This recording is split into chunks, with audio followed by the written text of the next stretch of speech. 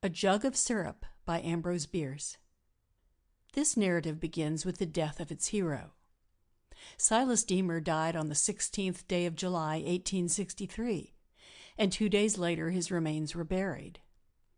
As he'd been personally known to every man, woman, and well-grown child in the village, the funeral, as the local newspaper phrased it, was largely attended. In accordance with a custom of the time and place, the coffin was opened at the graveside, and the entire assembly of friends and neighbors filed past, taking a last look at the face of the dead. And then, before the eyes of all, Silas Deemer was put into the ground. Some of the eyes were a trifle dim, but in a general way it may be said that at that interment, where there was lack of neither observance nor observation, Silas was indubitably dead, and none could have pointed out any ritual delinquency that would have justified him in coming back from the grave. Yet if human testimony is good for anything, and certainly it once put an end to witchcraft in and about Salem, he came back. I forgot to state that the death and burial of Silas Deemer occurred in the little village of Hillbrook, where he had lived for 31 years. He had been what is known in some parts of the Union, which is admittedly a free country, as a merchant. That is to say, he kept a retail shop for the sale of such things as are commonly sold in shops of that character. His honesty had never been questioned, so far as is known, and he was held in high esteem by all. The only thing that could be urged against him by the most censorious was a too close attention to business. It was not urged against him, though many another who manifested it in no greater degree was less leniently judged. The business to which Silas was devoted was mostly his own. That possibly may have made a difference. At the time of Deemer's death, nobody could recollect a single day, Sundays excepted, that he had not passed in his store, since he'd opened it more than a quarter century before. His health having been perfect during all that time, he'd been unable to discern any validity in whatever may or might have been urged to lure him astray from his counter. And it is related that once when he was summoned to the county seat as a witness in an important law case and did not attend, the lawyer who had the hardihood to move that he be admonished was solemnly informed that the court regarded the proposal with surprise. Judicial surprise being an emotion that attorneys are not commonly ambitious to arouse, the motion was hastily withdrawn, and an agreement with the other side effected as to what Mr. Deemer would have said if he had been there, the other side pushing its advantage to the extreme and making the supposititious testimony distinctly damaging to the interests of its proponents. In brief, it was the general feeling in all that region that Silas Deemer was the one immobile verity of Hillbrook, and that his translation in space would precipitate some dismal public ill or strenuous calamity. Mrs. Deemer and 2 grown daughters occupied the upper rooms of the building, but Silas had never been known to sleep elsewhere than on a cot behind the counter of the store. And there, quite by accident, he was found one night dying, and passed away just before the time for taking down the shutters. Though speechless, he appeared conscious, and it was thought by those who knew him best that if the end had unfortunately been delayed beyond the usual hour for opening the store, the effect upon him would have been deplorable. Such had been Silas Deemer. Such the fixity and invariety of his life and habit that the village humorist, who had once attended college, was moved to bestow upon him the sobriquet of Old Ibidem, and in the first issue of the local newspaper after the death, to explain without offense that Silas had taken a day off. It was more than a day, but from the record it appears that well within a month Mr. Deemer made it plain that he had not the leisure to be dead. One of Hillbrook's most respected citizens was Alvin Creed, a banker. He lived in the finest house in town, kept a carriage, and was a most estimable man variously. He knew something of the advantages of travel, too, having been frequently in Boston, and once, it was thought, in New York, though he modestly disclaimed that glittering distinction. The matter is mentioned here merely as a contribution to an understanding of Mr. Creed's worth. For either way, it's creditable to him, to his intelligence if he had put himself even temporarily into contact with metropolitan culture, to his candor if he had not. One pleasant summer evening at about the hour of 10, Mr. Creed, entering at his garden gate, passed up the gravel walk, which looked very white in the moonlight, mounted the stone steps of his fine house, and pausing a moment, inserted his latchkey in the door. As he pushed this open, he met his wife, who was crossing the passage from the parlor to the library. She greeted him pleasantly, and pulling the door farther back, held it for him to enter. Instead, he turned, and looking about his feet in front of the threshold, uttered an exclamation of surprise. "Why, what the devil," he said, "has become of that jug?" "What jug, Alvin?" his wife inquired, not very sympathetically. "A jug of maple syrup. I brought it along from the store and set it down here to open the door. What the—" There, Alvin, please don't swear again," said the lady, interrupting. Hillbrook, by the way, is not the only place in Christendom where a vestigial polytheism forbids the taking in vain of the evil one's name. The jug of maple syrup, which the easy ways of village life had permitted Hillbrook's foremost citizen to carry home from the store, was not there. "Are you quite sure, Alvin?" "My dear, do you suppose a man does not know when he's carrying a jug? I bought that syrup at Deemer's as I was passing. Deemer himself drew it and lent me the jug, and I—" The sentence remains to this day unfinished. Mr. Creed staggered into the house, entered the parlor, and dropped into an armchair, trembling in every limb. He had suddenly remembered that Silas Deemer was 3 weeks dead. Mrs. Creed stood by her husband, regarding him with surprise and anxiety. "For heaven's sake," she said, "what ails you?" Mr. Creed's ailment having no obvious relation to the interests of the better land, he did not apparently deem it necessary to expound it on that demand. He said nothing, merely stared. There were long moments of silence, broken by nothing but the measured ticking of the clock, which seemed somewhat slower than usual, as if it were civilly granting them an extension of time in which to recover their wits. "Jane, I have gone mad. That is it." He spoke thickly and hurriedly. "You should have told me. You must have observed my symptoms before they became so pronounced that I have observed them myself. I thought I was passing Deemer's store. It was open and lit up. That is what I thought. Of course, it is never open now.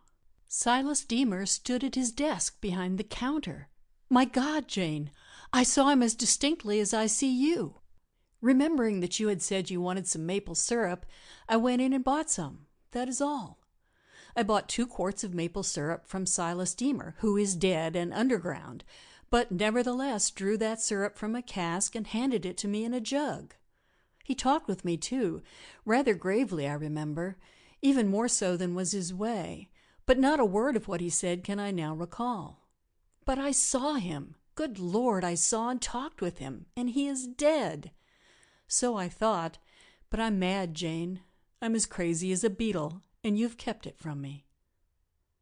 This monologue gave the woman time to collect what faculties she had.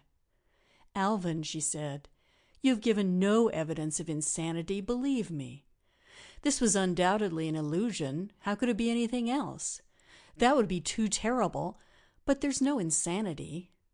You're working too hard at the bank. You should not have attended the meeting of directors this evening. Anyone could see that you were ill. I knew something would occur."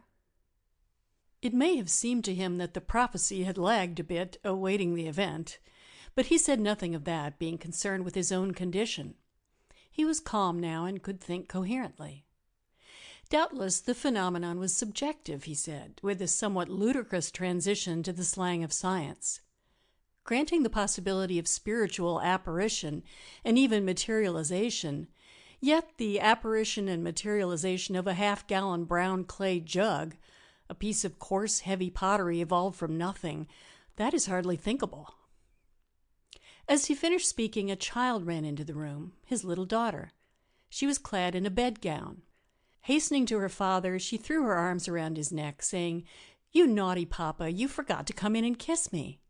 We heard you open the gate and got up and looked out. And, Papa dear, Eddie says mayn't he have the little jug when it is empty?" As the full import of that revelation imparted itself to Alvin Creed's understanding, he visibly shuddered, for the child could not have heard a word of the conversation.